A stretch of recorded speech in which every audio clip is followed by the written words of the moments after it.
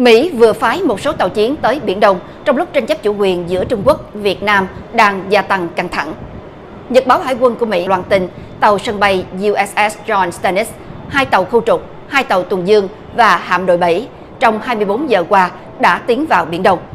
Hành động phô diễn lực lượng mới nhất này diễn ra không lâu sau khi Bộ trưởng Quốc phòng Ash Carter hồi đầu tháng cảnh cáo Trung Quốc chớ có quân sự hóa Biển Đông và đe dọa sẽ có hậu quả cụ thể.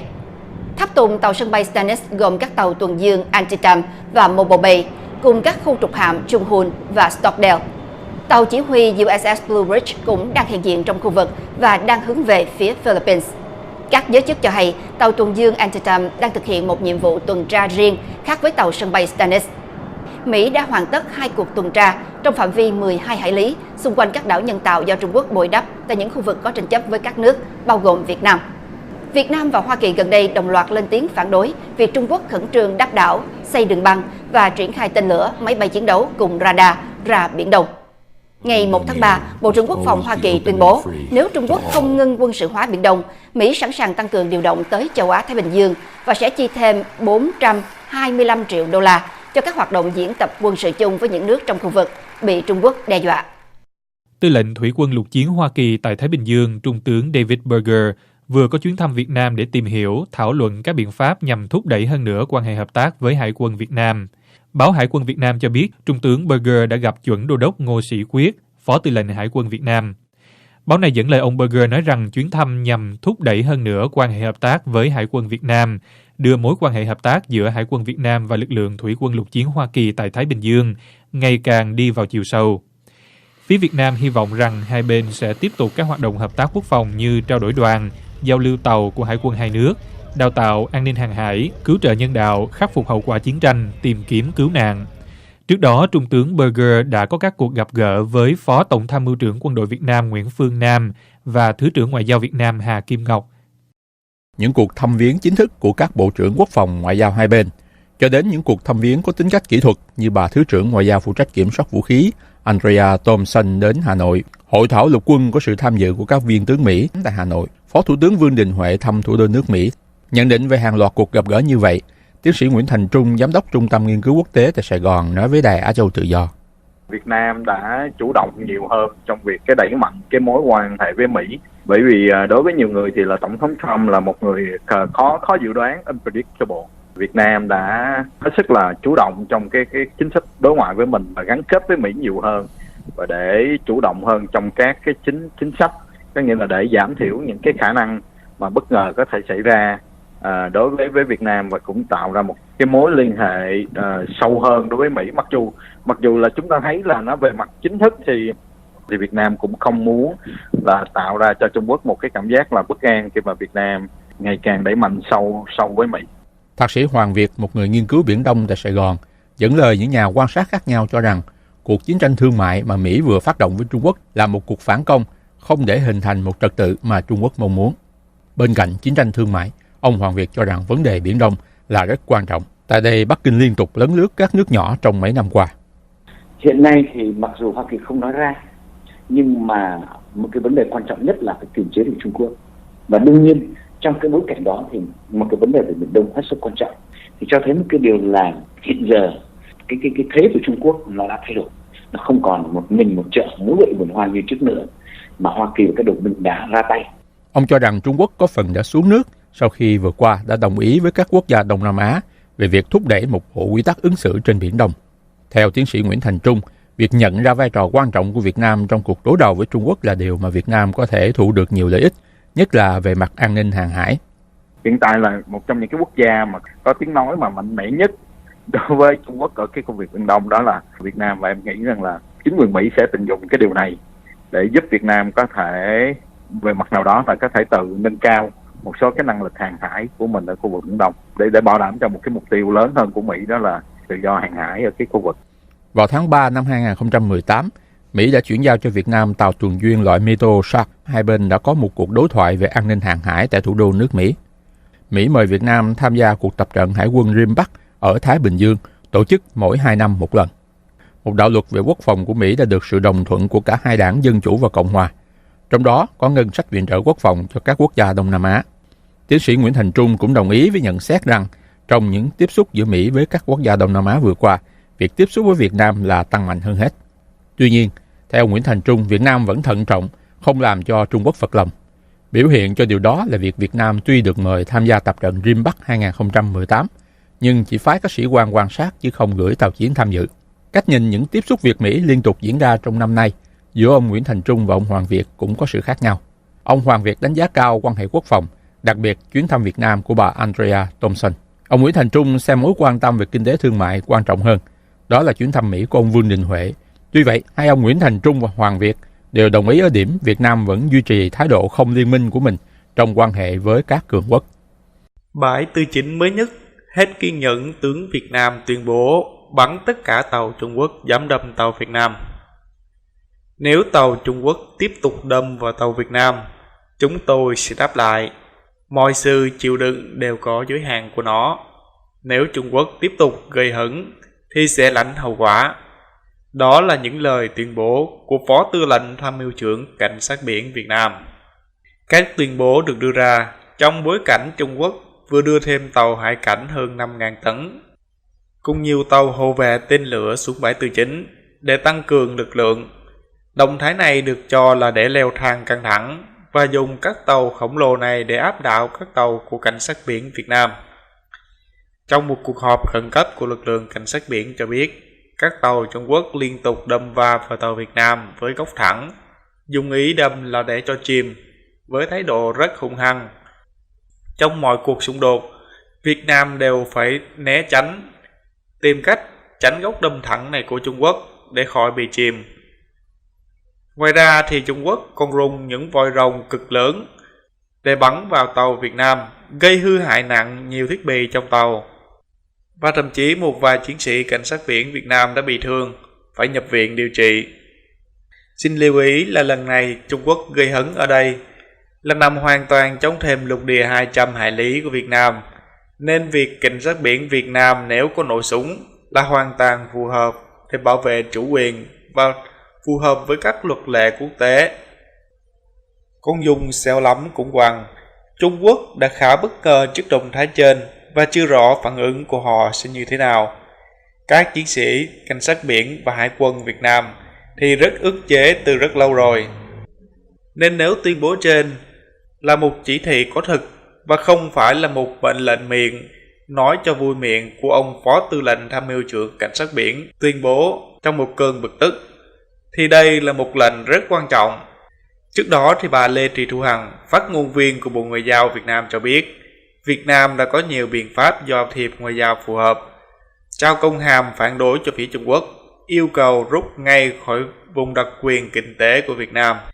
Có lẽ một cuộc họp đã diễn ra trước đó và quyết định về cách ứng xử mới đã được đưa ra vào thời điểm này. Xin nhắc lại cho quý vị biết, đã rất lâu rồi, Việt Nam mới trao công hàm phản đối trực tiếp cho phía Trung Quốc. Đây là một động thái cứng rắn nhất từ trước cho đến nay của Việt Nam để phản đối những động thái gây hấn của phía Trung Quốc. Rõ ràng đã có một sự thay đổi thái độ trong cách ứng xử với những cuộc gây hấn của Trung Quốc. Tính nóng, đã có hy sinh tại bãi Tư Chính, quân đội lên gân tên lửa sẵn sàng bấm nút. Giữa lúc cuộc xung đột bùng phát giữa Việt Nam và Trung Quốc tại bãi Tư Chính của Việt Nam đang ngày càng trở nên căng thẳng, thì đã có sự đổ máu, và đó là phía Việt Nam. Một chiến sĩ hải quân Việt Nam đã hy sinh trong lúc làm nhiệm vụ. Theo thông tin từ phía nhà cầm quyền, thì chiến sĩ hải quân này bị đuối nước.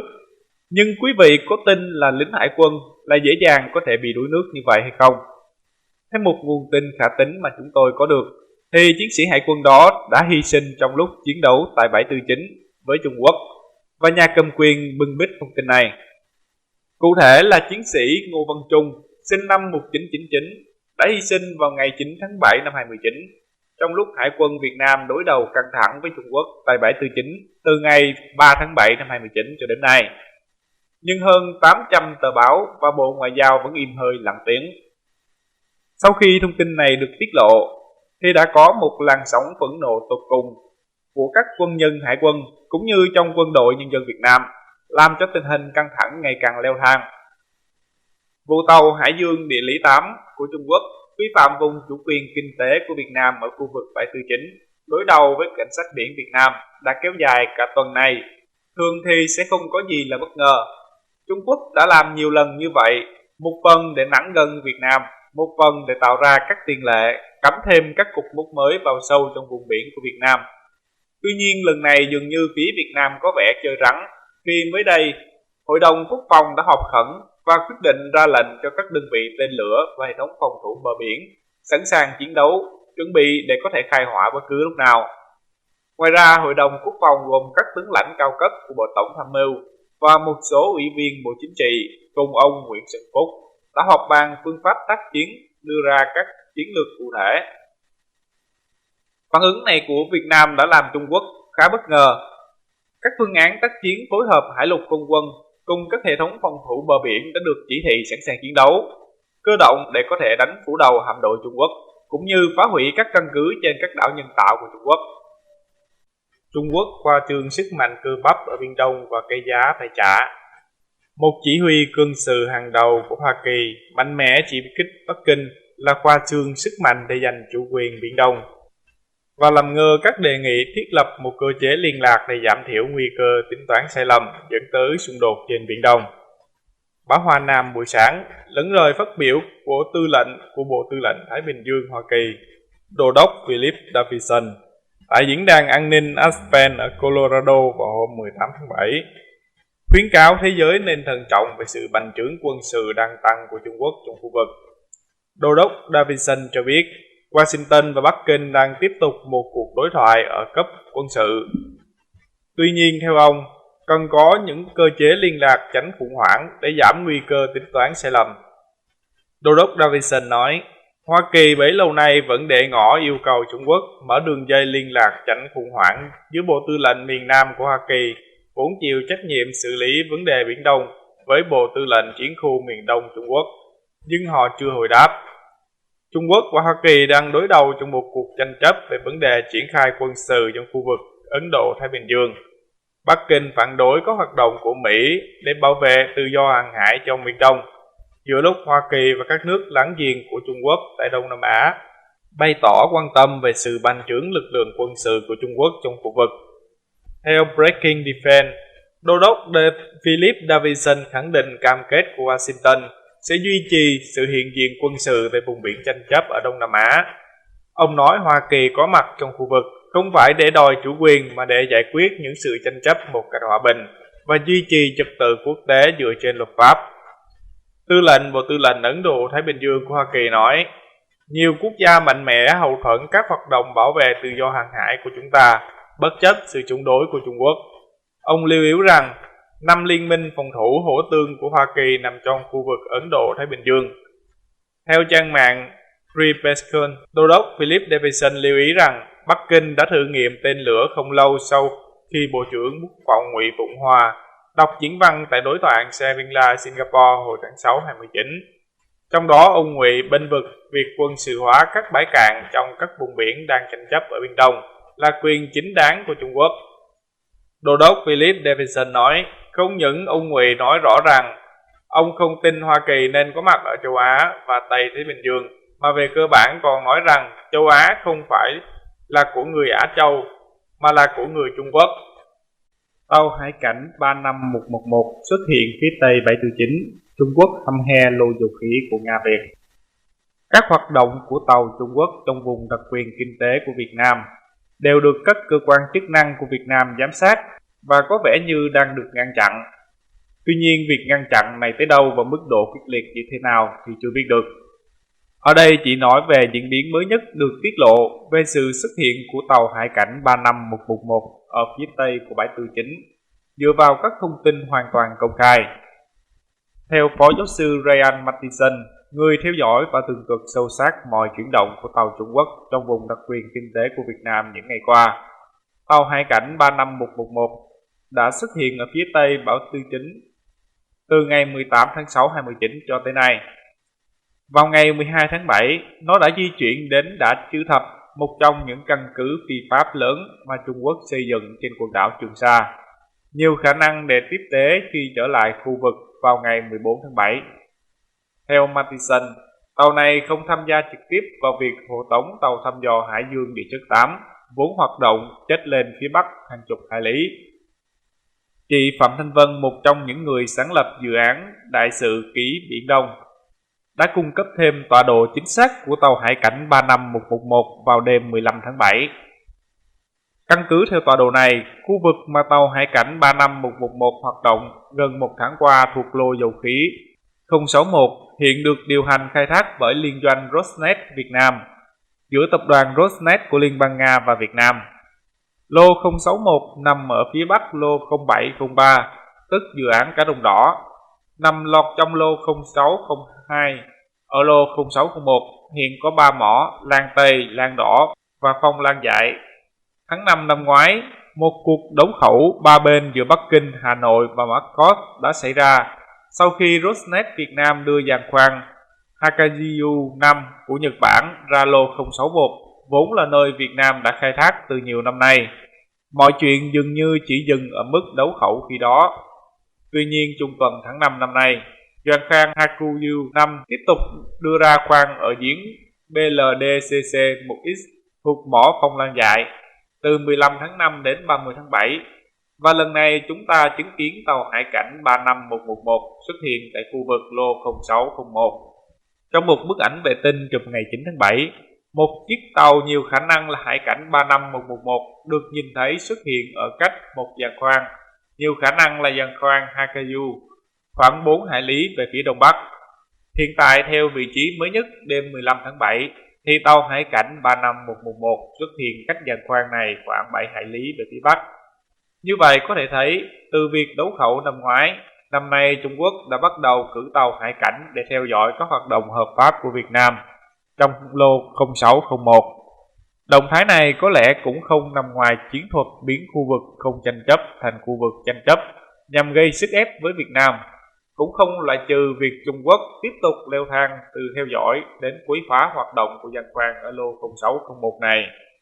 Rõ ràng Trung Quốc đang có động thái ngày càng leo thang xung đột ở Biển Đông, leo thang tranh chấp, biến những vùng không tranh chấp thành vùng tranh chấp để gây sức ép với nhà cầm quyền Việt Nam. Trong bối cảnh Việt Nam đang có động thái xa rời sự ảnh hưởng của Trung Quốc. Vậy nhà cầm quyền Việt Nam sẽ ứng phó với Trung Quốc như thế nào? Chúng ta hãy chờ xem.